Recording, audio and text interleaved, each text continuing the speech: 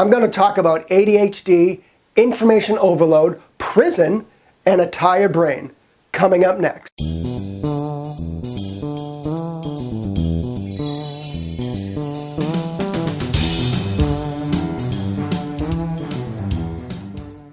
Back several years ago, a group of researchers went to Israel to study the prison system.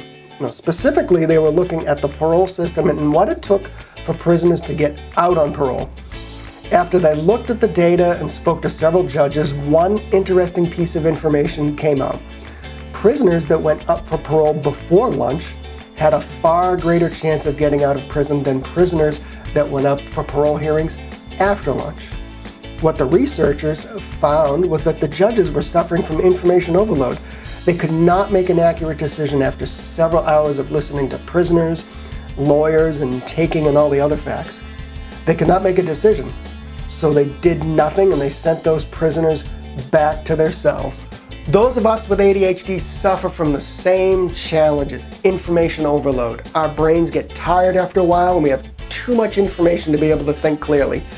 Maybe we can work at 1 in the morning, but that work might not be of any quality. When our brains are clear and working smoothly, our work shows. Here are a few ideas to help minimize information overload in your life. I like to work when my brain is fresh and well rested. For me, that's usually after a good night's sleep.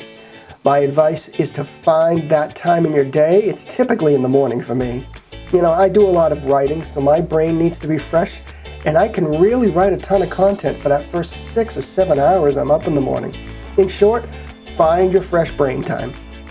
Merge your to-do list. If you have more than a handful of pieces of paper on your desk, it's time to clean those up, so merge those to-do lists. Take all those to-do lists and post-it notes and make sure you have a clear path to getting things done. Clutter on your desk will result in getting nothing done. If you make notes during the day at work, clean up those notes before you leave the office or leave your place of work. Start the next day off fresh. You also need some downtime during the day to clear your head. Make sure you take a break for lunch and make sure you take periodic breaks throughout the day to give your brain a rest. Get up and walk around and clear your head. Now, I'm a big fan of getting in the zone and getting a ton of work done, but every now and then you need to get up and take a break. One last tip. If you're up for parole, make sure you get a morning appointment. Hey, do me a favor and hit the subscribe button so you don't miss another video, and welcome to Overcoming Distractions.